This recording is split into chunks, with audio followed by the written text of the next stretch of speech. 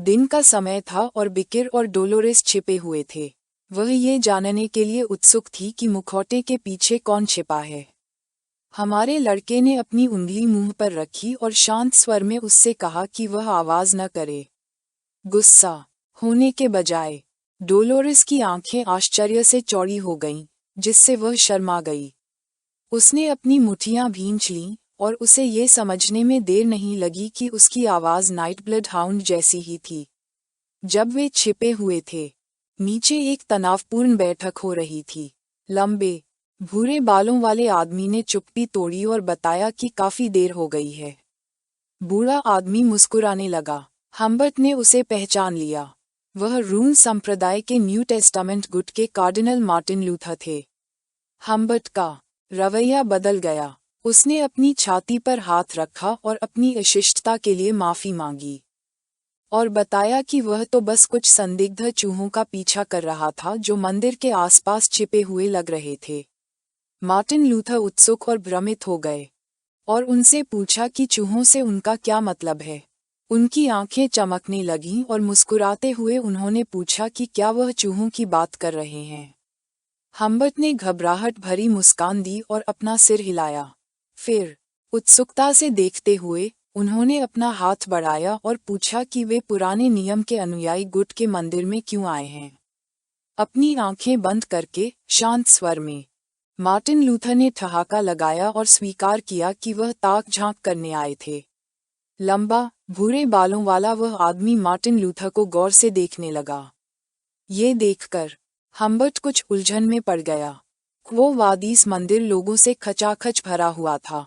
Martin Luther ने बताया कि उनके नए नियम के अनुयायी गुट का मंदिर रेगिस्तान जैसा खाली था, जबकि पुराने नियम के अनुयायी गुट का मंदिर इसके विपरीत विश्वासियों से भरा हुआ था।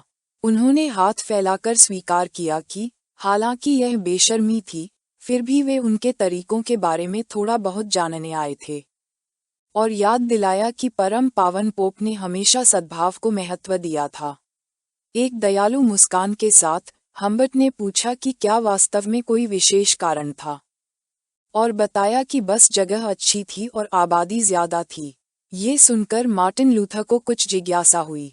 दोनों ने शांत मुस्कान बिखेरी और कई मिनट तक कुछ नहीं कहा। ये देखकर लंबा, भूरे बालों वाला आदमी उत्सुकता भरी निगाहों से उन्हें ध्यान से देखने लगा और सम्मान के प्रतीक के रूप में मार्टिन लूथर के आगे सिर झुका दिया। हम्बर्ट ने घोषणा की कि उन्हें विदा लेना है, क्योंकि उनकी एक मीटिंग है। मार्टिन लूथर ने भी सम्मान के प्रतीक के रूप में हम्बर्ट के आगे सिर झुकाया और इस बात पर दुख जताया कि उन्होंने इतने प्रतिष्ठित व्यक्ति का समय बर्बाद किया। गंभीर भाव से हम्बर्ट ने पहरेदारों की ओर मुड़कर उनसे इन लोगों को मंदिर से सुरक्षित बाहर निकालने का अनुरोध किया।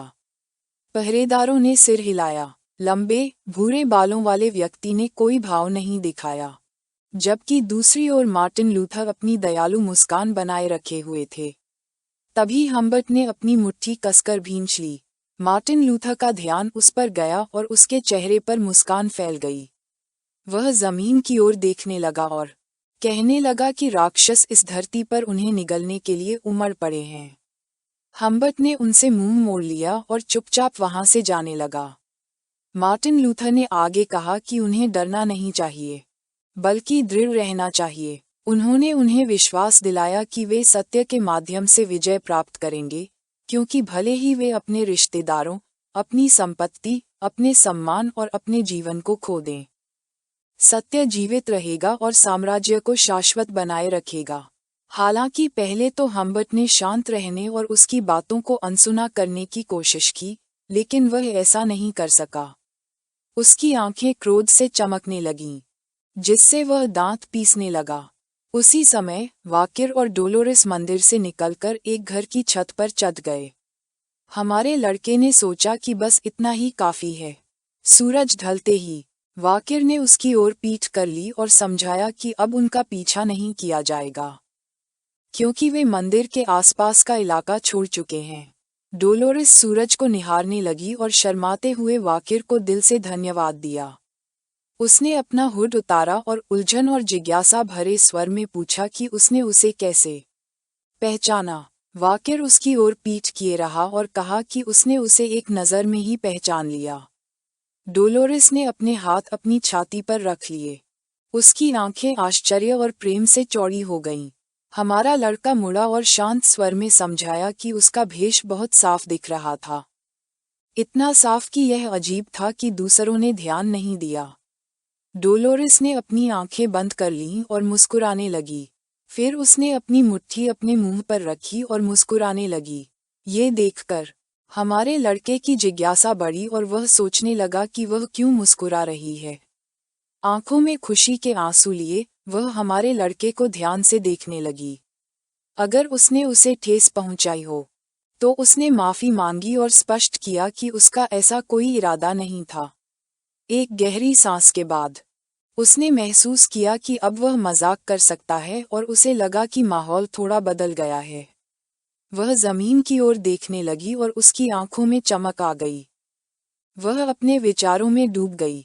उसे याद आया कि जब कुछ देर पहले नाइट ब्लड हाउंड ने उसे पकड़ा था तो उसने सोचा था कि वह बिकिर है। उसे पुरानी घटनाएं याद आने लगीं, जैसे अकादमी की सीढ़ियों पर बिकिर से उसकी मुलाकात और जब वे क्विल्टी से बचने के लिए छिप गए थे। उसे आश्चर्य हुआ कि क्या उसके इस अनुमान का कारण ये था कि ये घटनाएं उसके द्वारा अभी अभी अनुभव की गई घटनाओं से बहुत मिलती जुलती थीं। जब वह अपने विचारों में खोई हुई थी, बिकिर ने उसका नाम पुकारा, जिससे वह अचानक उसकी तंद्रा से बाहर आ गई। उसकी आंखें आश्चर्य और जिज्ञासा से चौड़ी हो गईं। बिकिर उसके पास गया और गंभीर स्वर में पूछा कि वह नए नियम की संत अपनी पहचान गुप्त रखते हुए पुराने नियम के मंदिर में क्यों आए है। डोलोरेस चुपचाप सोचने लगी। फिर उसने अपना सिर नीचे कर लिया। उसकी आंखें उदासी से भर गईं। उसने ईमानदारी से स्वीकार किया कि क्वो वादिस में पुराने और नए नियम के गुटों के बीच आंतरिक संघर्ष ने विधर्मों और संप्रदायों के प्रसार को जन्म दिया था। बिकिर बिना बीच में बोले चुपचाप सुनता रहा। उसने बताया कि इस अराजकता के बीच भी वह पुराने नियम के गुट के वित्तीय प्रवाह की जांच करने के लिए गुप्त रूप से घुसपैठ कर रही थी, जिसने बहुत सारा धन इकट्ठा कर लिया था। डोलोरेस ने अपना हाथ पकड़ लिया और भी ज्यादा दुखी हो गई। उसने जमीन की ओर देखना शुरू किया और पता चला कि पोप में मनोभ्रंश के लक्षण दिखाई दे रहे हैं, और उसे नहीं पता था कि उन्हें इस स्थिति के बारे में पता भी है या नहीं। उसने आगे कहा कि वह सिर्फ नाम की संत है। सूरज ढल रहा था। वह उस खूबसूरत सूरज का मनन करने लगी और पूरी ईमानदारी से स्वीकार किया कि उसके पास कोई वास्तविक शक्ति नहीं है। इस वजह से उसके पास खुद ही कुछ करने के अलावा कोई चारा नहीं था। बिकिर चुपचाप डोलोरेस को गौर से देखने लगा। उसकी आंखें गंभीरता से चमक रही थीं, ये समझते हुए कि ये निश्चित रूप से इतनी बड़ी समस्याएं थीं जिनका सामना संत अकेले नहीं कर सकते थे। डोलोरेस की आंखें उदासी से चमक रही थीं। वह चुप रही, अपने विचारों में खोई रही। बिकिर किसी से भी बेहतर जानता था कि भविष्य में वह एक नायिका बनेगी, सम्मानित और अपार शक्ति वाली। लेकिन अभी के लिए वह एक छोटी बच्ची से ज्यादा कुछ नहीं थी, जिसका दत्तक परिवार भी राक्षसों से बंधा हुआ था और जिस पर भरोसा करने वाला कोई नहीं था। संत की बात सुनकर उसकी आंखें चमक उठीं। अब उसे सब कुछ साफ साफ समझ आ गया था। बिकिर ने अपने मन में पहेली को सुलझाना शुरू किया। हम्बट के धन का स्रोत, विधर्मी और संप्रदाय और भोग। इसके साथ ही पहेली पूरी हो गई। उसने अपना हाथ बगल की ओर बढ़ाया और ईमानदारी से कहा कि संभवतः पुराने नियम के गुट ने नए नियम पर बढ़त हासिल करने के लिए विधर्मियों और संप्रदायों को भोग के रूप में धार्मिक स्वायत्तता बेच दी थी, और यह उसने बहुत ऊंची कीमत पर किया था। डोलोरेस बिना एक शब्द बोले चुपचाप बिकिर को देखने लगी। बिकिर जानता था कि कार्डिनल मार्टिन लूथर को जरूर इस बात का शक था और इसीलिए वह यहाँ आया था। ये सुनकर डोलोरेस की आंखें आश्चर्य और उलझन से चौड़ी हो गईं, लेकिन फिर उसे लगा कि बिकिर सही था। उसने अपना हाथ अपनी ठुड्डी के नीचे रखा और शांत भाव से सोचने लगी। उसे यकीन नहीं हो रहा था कि कार्डिनल मार्टिन लूथर ने ये सब होते देखा था, और नाइट ब्लड हाउंड ने भी। बिकिर चुपचाप उसे देख रहा था, उसे समझ नहीं आ रहा था कि उसके मन में क्या चल रहा है। डोलोरेस की आंखें आश्चर्य से चौड़ी हो गईं, और उसने नाइट ब्लड हाउंड से पूछा कि इतनी गहराई से जांच करने के बाद क्या ये हो सकता है कि इसका फिर से राक्षसों से कोई संबंध हो। शांत भाव से वाकिर ने सिर हिलाया। डोलोरेस पीछे हटने लगी, यह अनुमान लगाते हुए कि ये संप्रदाय और विधर्म हाल ही में उभरे हुए आंदोलन थे। अगर राक्षस शामिल थे तो वे अपनी असली पहचान बताए बिना परछाई से उन्हें नियंत्रित कर रहे होंगे। जैसे ही सूरज की रोशनी उस जगह पर पड़ी, वाकिर उसके करीब आया और पुष्टि की कि वह सही थी, क्योंकि असली दुश्मन हमेशा पर्दे के पीछे होता है। बिकिर चुप रहा, उसकी प्रतिक्रिया देखने का इंतजार कर रहा था। डोलोरेस को यह एहसास होने पर थोड़ी राहत और गुस्सा महसूस हुआ कि सब कुछ वैसा ही था जैसा उसने सोचा था। नाइट ब्लड हाउंड अभी भी लड़ रहा था, अभी भी अकेला, खामोश और दर्द में। बिना एक पल भी गंवाए वह हमारे लड़के की ओर दौड़ी, अपनी आंखें बंद कर लीं और शर्माते हुए उसका हाथ पकड़ लिया और उससे कहा कि कृपया उसे भी मदद करने दो। बिकिर थोड़ा हैरान था, समझ नहीं पा रहा था कि क्या करे या कैसे प्रतिक्रिया दे। शर्मिंदा भाव से उसने कहा कि हालांकि यह ज्यादा नहीं था। उसे विश्वास था कि वह मदद कर सकती है। बिकिर ने उससे पूछा कि क्या वह उसी बफ का इस्तेमाल कर सकती है जो उसने पिछली बार डेंटालियन के खिलाफ लड़ाई में किया था। डोलोरेस की आंखें आश्चर्य से चौड़ी हो गईं और उसने सिर हिलाया। हालांकि उसे नहीं पता था कि वह इतनी शक्तिशाली क्षमता का फिर से इस्तेमाल कर पाएगी या नहीं। बिकिर ने उसके हाथ छोड़ दिए, उसकी ओर पीठ कर ली और उसे बताया कि शुरुआत करने के लिए उन्हें पुराने नियम के गुट से जुड़े विधर्म और यौन संबंधों का उन्मूलन करना होगा।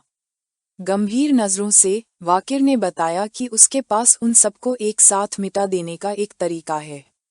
उसने अपने हाथ अपनी छाती पर रख लिए। उसकी आंखें जिज्ञासा और उलझन से चौड़ी हो गईं। वह जानना चाहती थी कि हमारे लड़के के मन में क्या है। बिना और समय गंवाए वाकिर ने उसकी ओर उंगली उठानी शुरू कर दी।